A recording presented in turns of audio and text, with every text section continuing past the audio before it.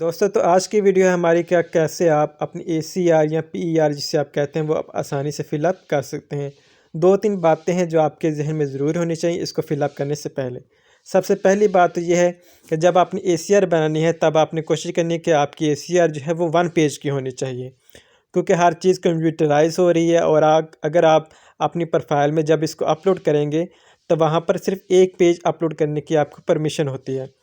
अगर आप 2 पेज की ACR या बैक टू बैक ACR जो यूज़ करते हैं या 3 पेज की जो होती है अगर आप वो इस्तेमाल करते हैं तब आप जब उसको अपलोड करने लगेंगे तो वहाँ पर आपको सिर्फ 1 पेज अपलोड करना होगा, तो वो आपके लिए मुश्किल हो सकता है। इसलिए आपने कोशिश क्या करनी है कि आपने जो ACR है वो आपने 1 पेज की बनानी है। दूसरी चीज़ आ जाती है हमारे पास कि आपने जो अपना रिज़ल्ट है वो आपने हर साल का अपना जो रिज़ल्ट होता है वो आपने इकट्ठे करता जाना है कि जिस जिस क्लास को आपने पढ़ाया आपने ACR में भी आपने मेंशन करना है और उसकी एक हार्ड कापी जो है या सॉफ्ट कापी जो है वो आपने अपने पास ज़रूर रखनी है। तीसरी चीज़ आ जाती है हमारे पास कि कौन सी ACR बंदा किससे साइन करवाएगा। अगर एक प्राइमरी टीचर है तो उसने अपनी ACR अपने AEO जो है असिस्टेंट एजुकेशन ऑफिसर उससे लिखवानी होती है। उससे लिखवाने के बाद जो काउंटर साइन होते हैं वो आपने डिप्टी के करवाने होते हैं। दूसरे नंबर पे आ जाते हैं जी जो एलिमेंट्री टीचर होते हैं।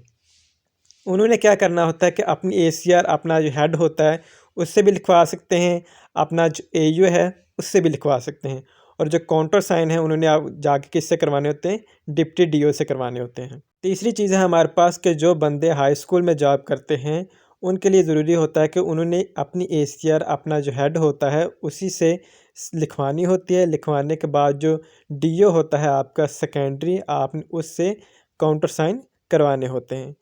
एक चीज़ ये है कि अगर आप अपनी ACR लिख रहे हैं और आपका जो DO है रिपोर्टिंग ऑफिसर जो है वो आपका रिटायर हो चुका है तो आपने उससे साइन ज़रूर करवाने होते हैं।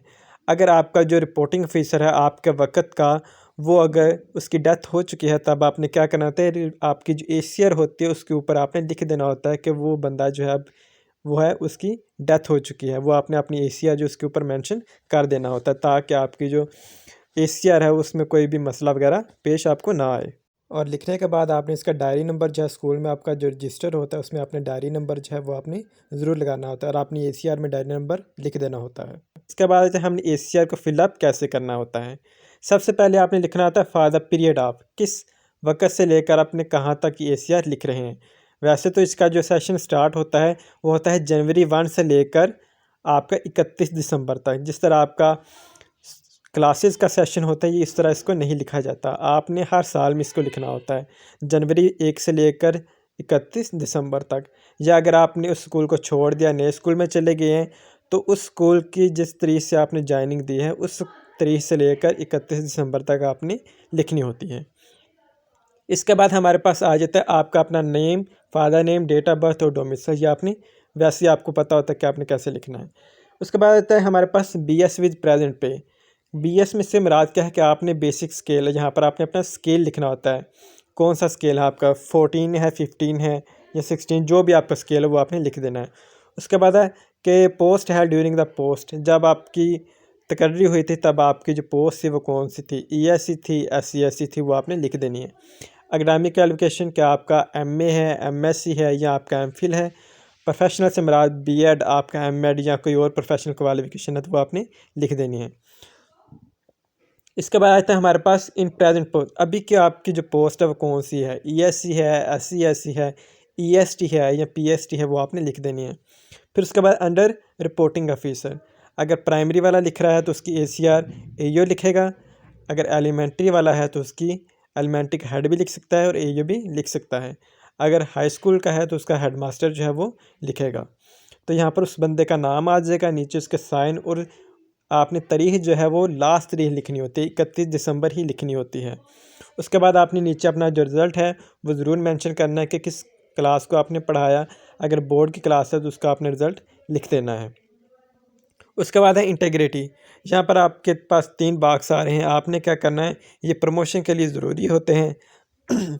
आपने क्या करना है कि जो ऑनेस्ट वाला ऑप्शन जो है उसमें आपने क्लिक करना होता है। इसमें आपने साइन जो है आपका जो ACR लिखने वाला है इस खाने में आपके साइन करेगा। अगर वो इसमें नहीं करता तो आपकी जो आगे प्रमोशन होती है उसमें आपका मसला बन सकता है। उसके बाद वो नीचे लिख देगा कि इसकी परफॉर्मिंग जो है ओवरऑल ग्रेड जो है वो किस तरह का दिया जाता है, उसको वेरी गुड है या गुड है। तो कोशिश आपने यही करनी है कि आपका जो गुड वेरी गुड यही होना चाहिए, ताकि आगे जाके आपकी प्रमोशन में मसला ना बने। नीचे आ जाता है हमारे पास रिटेंशन इन सर्विस, कि अगर ये रिटेंशन में सर्विस के लिए इस्तेमाल है या नहीं, तो वहाँ पर आपने क्या करना है, उस बंदे का नेम जो है वो रिपोर्टिंग ऑफिसर का लिख देना है, सिग्नेचर वगैरह सारे डेजिग्नेशन वो आपने करवा लेने हैं।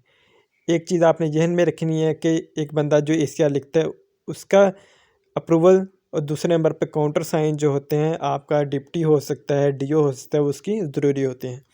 तो ये छोटा सा तरीकाकार है कि कैसे आप अपनी एसीआर जो है वो अपनी आसानी से लिख सकते हैं, या आपको गाइडलाइन जो है ये ज़रूर पता होनी चाहिए कि कहाँ पर आपने क्या करना होता है।